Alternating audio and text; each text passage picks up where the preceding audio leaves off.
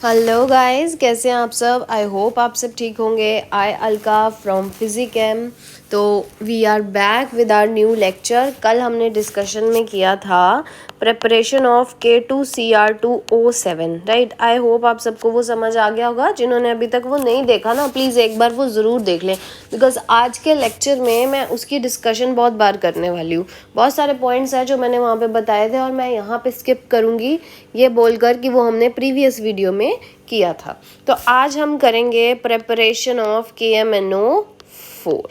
ये जो वीडियो होगी ना, इसमें इसीलिए मैंने आपको बोला है कि प्रीवियस वीडियो एक बार you have to go through, because मैं यहाँ पे KMNO4 का जो है I will go with the comparison with K2CR2O7। ठीक है, तो इसके लिए आपको जो है you must go through the previous video. तो शुरू करते हैं हमारे आज के लेक्चर के साथ। तो आज हमने पढ़ना है प्रिपरेशन ऑफ KMNO4। इसका नाम जान लेते हैं पहले। तो इसका नाम होता है पोटाशियम पर मैंगनेट। इसे हम बोलते क्या हैं, पोटाशियम पर मैंगनेट। K2CR2O7 की तरह ये भी क्या होता है, हमारा ऑक्सीडाइजिंग एजेंट। अभी हम सिर्फ इसकी इंट्रो कर रहे हैं, ठीक है, धीरे धीरे इसकी तरफ बढ़ेंगे। तो इसका नाम है पोटाशियम परमैंगनेट। ये भी क्या है, ऑक्सीडाइजिंग एजेंट है। पर फर्क क्या है, इट बिहेव एज ऑक्सीडाइजिंग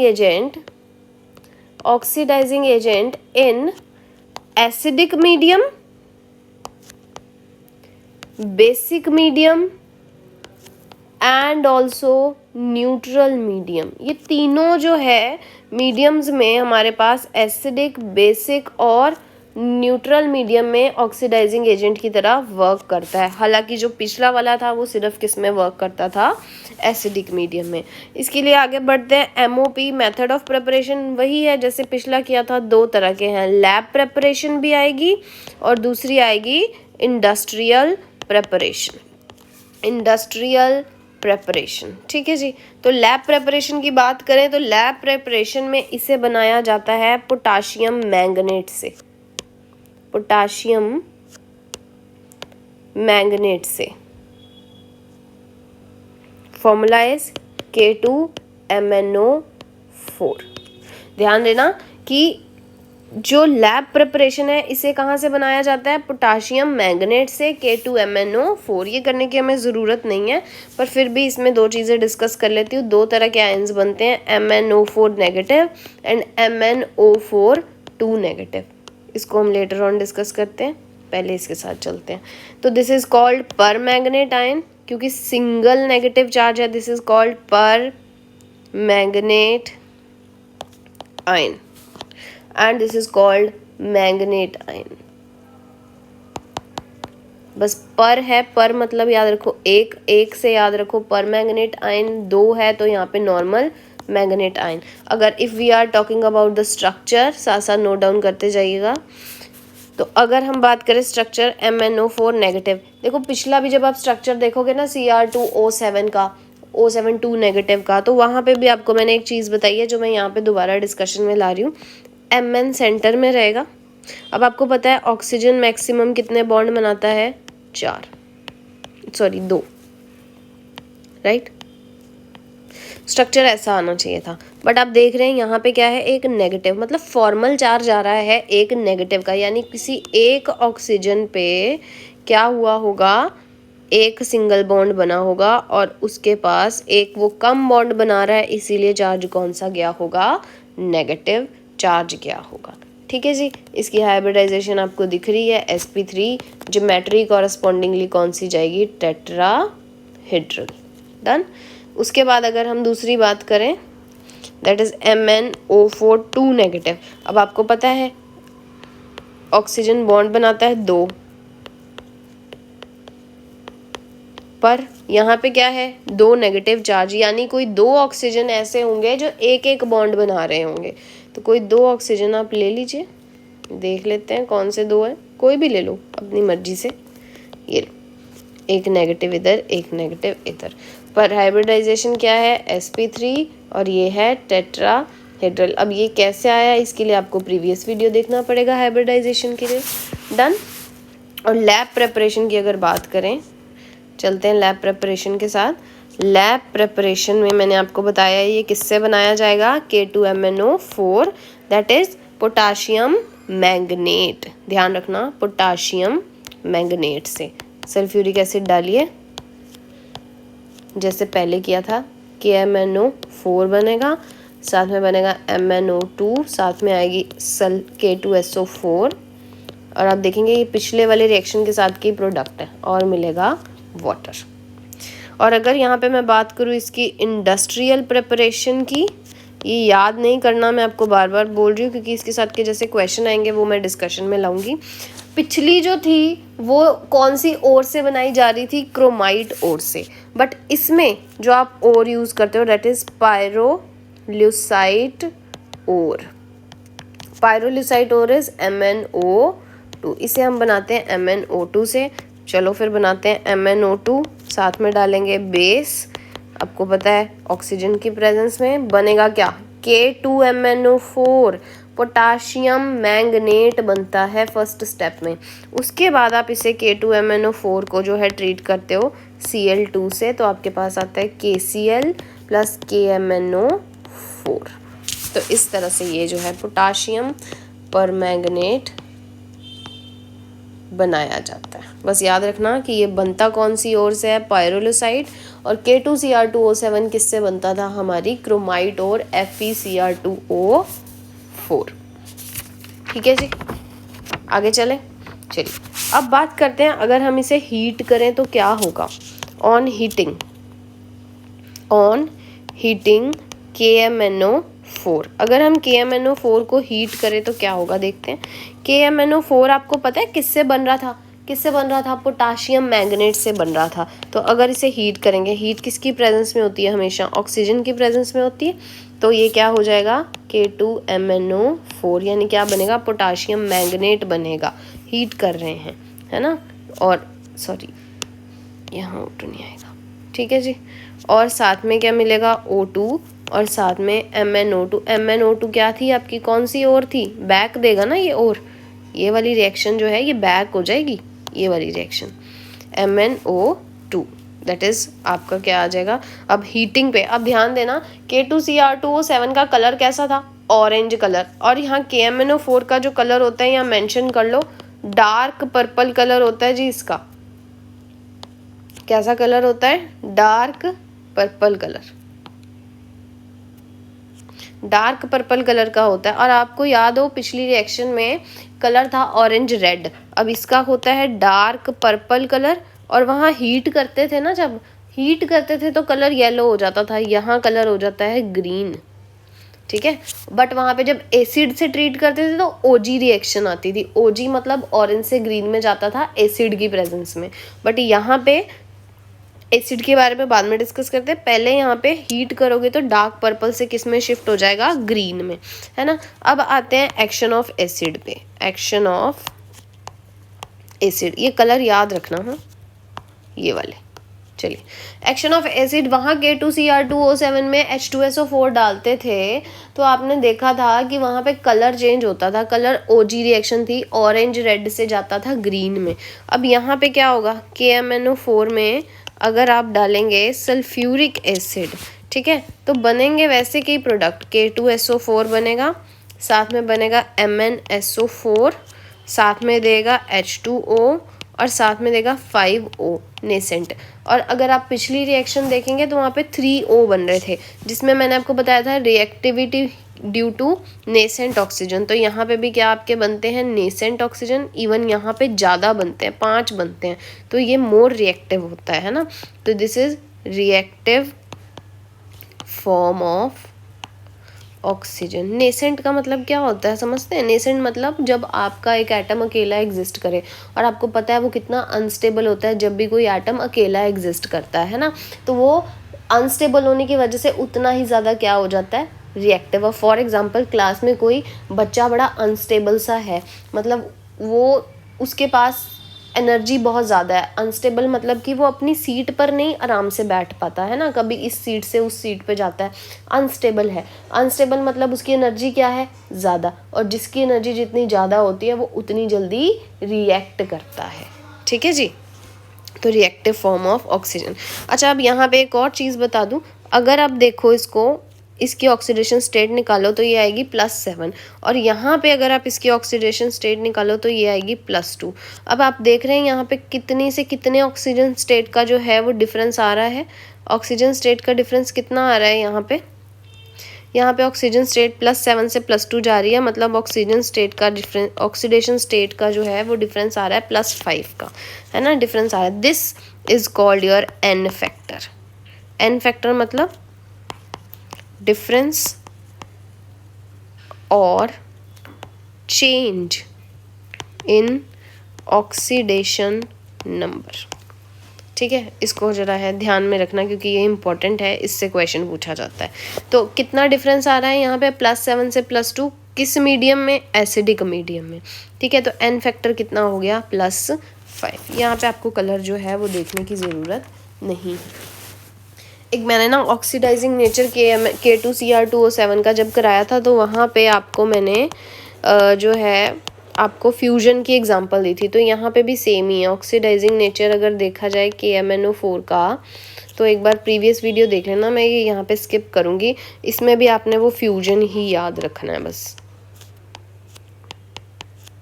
कि कौन सा जो है किस में चेंज हो रहा था। नाइट्राइट जो है वो नाइट्रेट में चेंज हो रहा था, ऑक्सीजन के केस में ऑक्सैलिक एसिड CO2 में जा रहा था, ये आयोडाइड जो है आयोडीन में जा रहा था। ठीक है, इस तरह से वो पिछले में आप एक बार देख लेना। अगला आता है हमारा एक्शन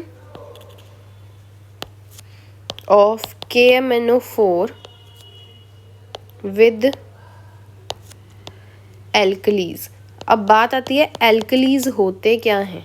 एल्कलीज होते हैं आपके वाटर सॉल्युबल बेस।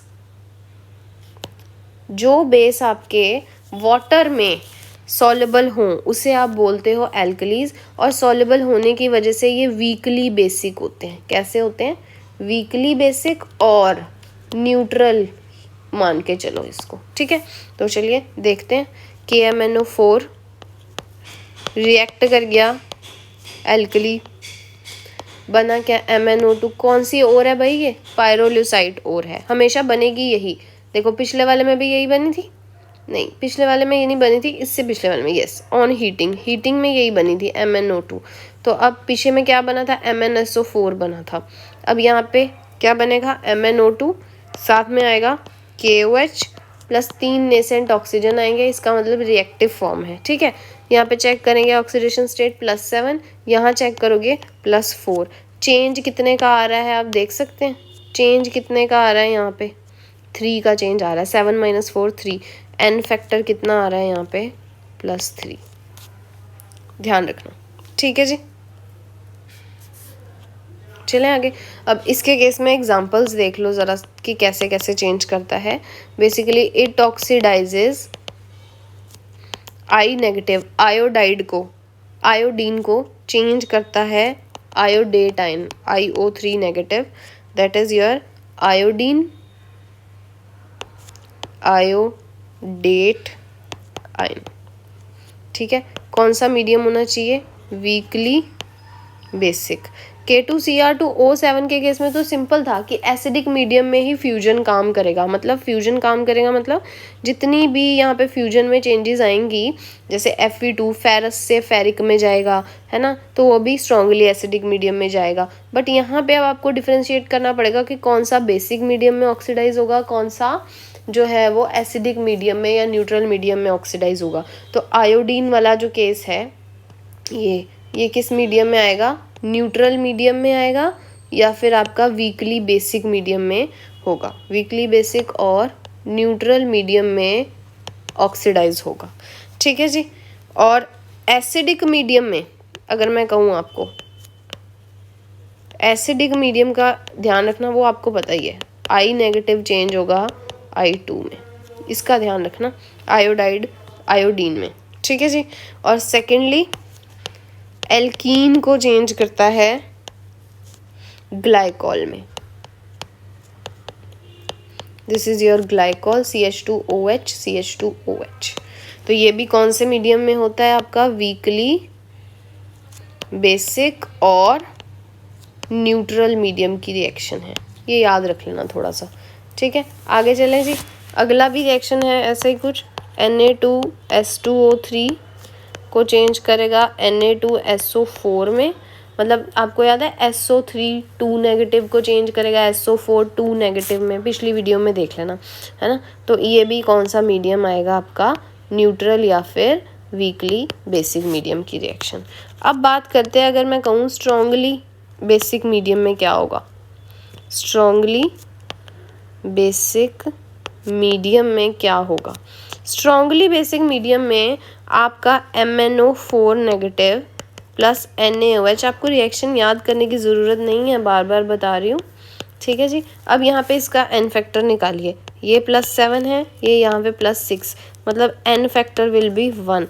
मतलब आप देख रहे हैं बेसिक मीडियम का n फैक्टर 1 है, यहाँ पे आपका न्यूट्रल मीडियम का जो n फैक्टर है वो 3 है, और एसिडिक मीडियम का n फैक्टर क्या है, 5 है। तो ये आपको जो है क्वेश्चन पूछा जाता है, और कैसे इसकी ट्रिक याद कर लेना, बना लो इसको, ट्रिक बना लो इसको,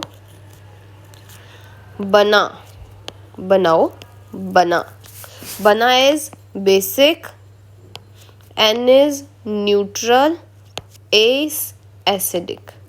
देखो बना 1 में 2 प्लस किए 3 में 2 प्लस किए 5, तो एसिडिक मीडियम में n फैक्टर 5, न्यूट्रल में 3, बेसिक में 1, this is your n factor.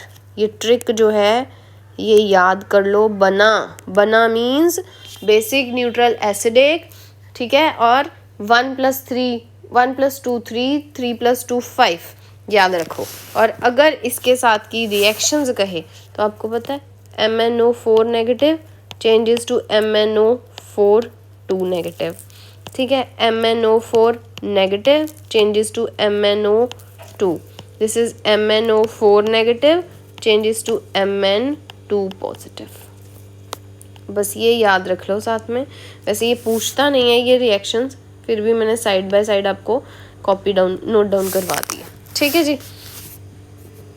Okay, अब क्वेश्चन कैसे आता है वो देखते हैं, इन सब चीज़ों से हम समझते क्या हैं वो देखते हैं। क्वेश्चन दे रहा है, क्वेश्चन में कह रहा है equivalent mass of KMnO4 in acidic medium, कौन सा मीडियम, इज वेयर मोलैरिटी यानी molar mass of KMnO4 is,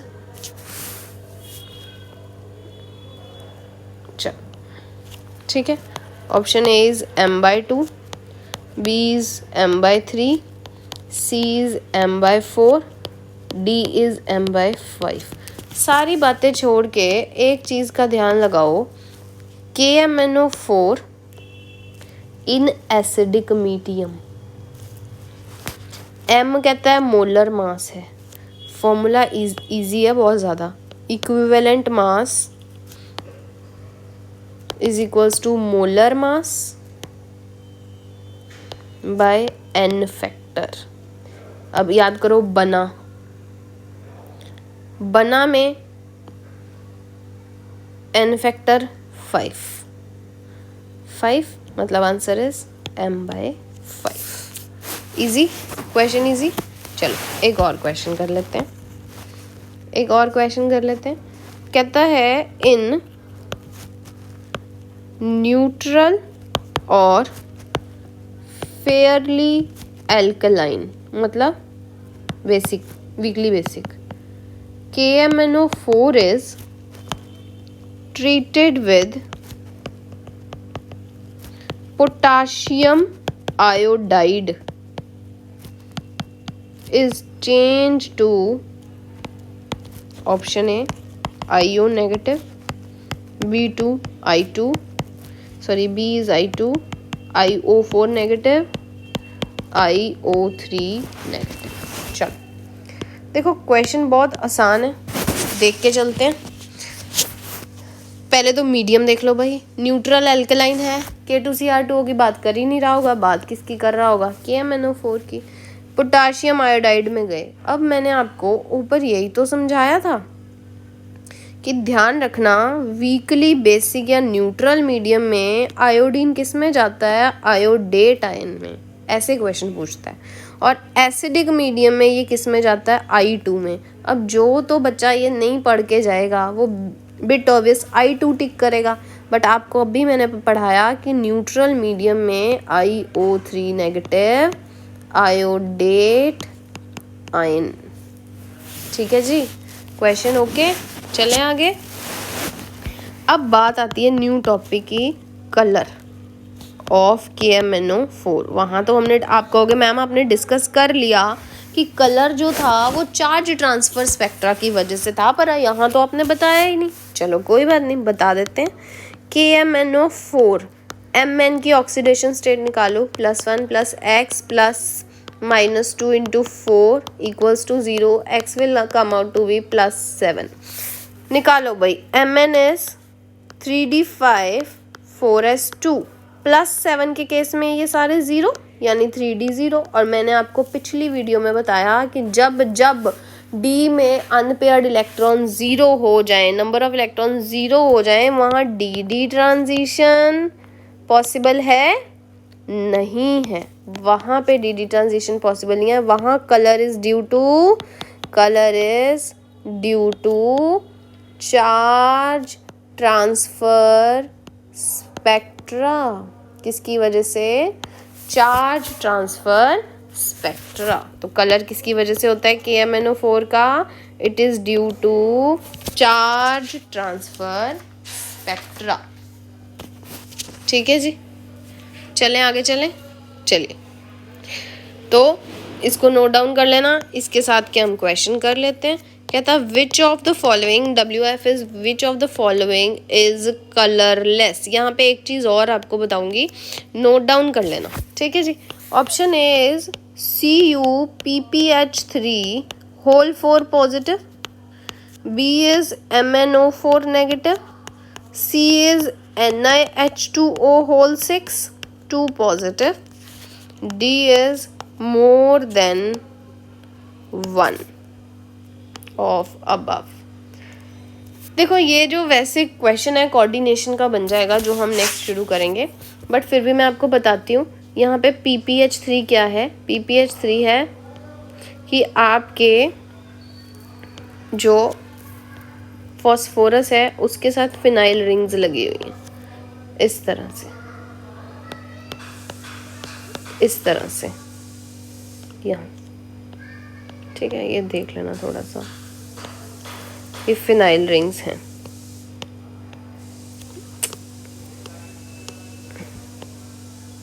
चलो, यहाँ आपकी फिनाइल रिंग लगी हुई है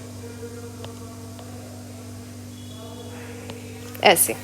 अब यहाँ पे है कॉपर। अब फिनाइल जो PPH3 है ये कॉपर को दे रहा है अपने लोन पेयर। जहाँ पे भी लोन पेयर के थ्रू डोनेशन हो, इन लोन पेयर डोनेशन, चार्ज वहाँ पे हमेशा क्या होता है, चार्ज ऑलवेज 0। इसको ना मार्क कर लेना। जहाँ पे भी लोन पेयर के थ्रू डोनेट करे, अपना लिगेंड जो है, ये एक लिगेंड की तरह ही तो एक्ट कर रहा है। वो क्या होते हैं वो नेक्स्ट वीडियो में करेंगे। ये लिगेंड होता है और ये मेटल होता है ना। तो अब जहाँ लिगेंड मेटल को डोनेट करेगा वो भी अपने लोन पेयर डोनेट करेगा, तो वहाँ पे चार्ज हमेशा 0। अगर चार्ज यहाँ पे 0 तो कॉपर पे चार्ज कितना पड़ा, कॉपर पॉजिटिव पड़ा। Configuration 3d10 4s1। तो अब कॉपर पॉजिटिव निकालना है, मतलब यहाँ से इलेक्ट्रॉन जाएगा, जब यहाँ से जाएगा तो बचेगा क्या, 3d10। और 10 क्या है, फुली फिल्ड है, DD ट्रांजिशन पॉसिबल नहीं है, इसलिए ये तो कलर नहीं देगा। कलर नहीं देगा मतलब कलर लेस होगा, तो शायद यही आपका आंसर बनेगा। उससे पहले यहाँ पे देख लेते, ये +7 बनेगा, दिस इज 3d0 +7 में मैंने आपको बताया था 4s2 यानी 0। यहाँ पे भी कोई इलेक्ट्रॉन ही नहीं है, तो यहाँ पे कलर नहीं है। यहाँ H2O न्यूट्रल होता है, Ni2 पॉजिटिव बन जाएगा, Ni2 पॉजिटिव 3d8 4s2, और जहाँ पे 2 पॉजिटिव की बात आएगी वहाँ पे 2 इलेक्ट्रॉन कहाँ से जाएंगे, 4s में से।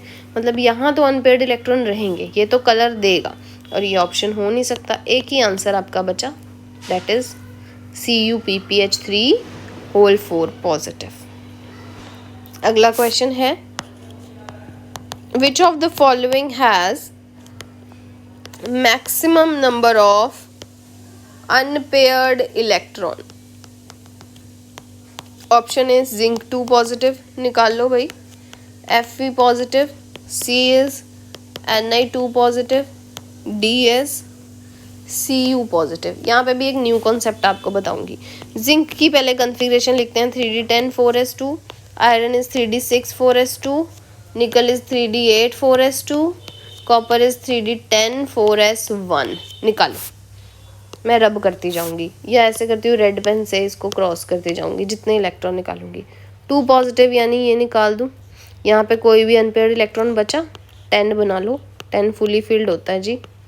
1 2 3 4 5 6 7 8 9 10, तो यहाँ तो कोई अनपेयर्ड इलेक्ट्रॉन नहीं है, मैक्सिमम ढूंढने हैं। 4s1 यहाँ से निकाल लो, तो बचा कितना, 3d6 4s1, करो 1 2 3 4 5 6, 4 ये और एक ये, यहाँ पे नंबर ऑफ अनपेयर्ड इलेक्ट्रॉन 5, 2 यहाँ से निकाल दो, यहाँ पे कितने आ जाएंगे, 8 मतलब 1 2 3 4 5 6 7 8, नंबर ऑफ इलेक्ट्रॉन 2, कॉपर 1 यहाँ से एक निकाल दो, बचा कितना, 3d10, और 3d10 में कोई भी अनपेयर्ड इलेक्ट्रॉन नहीं है, यानी ये भी नहीं है। मैक्सिमम किस में आए, इसमें 5। ठीक है जी। अब एक चीज़ का ध्यान रखना, एक होता है SR एक्टिव, एक होता है EPR एक्टिव। इसको बोलते हो स्पिन रेजोनेंस, इसको बोलते हो इलेक्ट्रॉन पैरामैग्नेटिक रेजोनेंस। नाम से पता लग रहा है, जिसके पास इलेक्ट्रॉन अनपेयर्ड पड़े होंगे, पैरामैग्नेटिक होंगे, वो EPR एक्टिव होगा। अब यहाँ देखो, यहाँ पे इलेक्ट्रॉन EPR एक्टिव कौन है, जिसके पास अनपेयर्ड इलेक्ट्रॉन है, इसके पास भी अनपेयर्ड इलेक्ट्रॉन है और इसके पास भी है, यानी EPR एक्टिव में आपके पास कौन आ गया, Fe positive and Ni2 positive are EPR active because they have unpaired electron. ठीक है जी, इजी। ये 2 कॉन्सेप्ट साथ साथ देख लेना एक बार, ठीक है। अब नेक्स्ट जो है हम शुरू करेंगे सिर्फ और सिर्फ अपना F ब्लॉक नेक्स्ट वीडियो में। तब तक के लिए वीडियो को लाइक कीजिए, सब्सक्राइब कीजिए, अपने फ्रेंड्स के साथ शेयर कीजिए और ढेर सारा प्यार दीजिए वीडियो को। ठीक है, मिलते हैं नेक्स्ट वीडियो में, बाय बाय।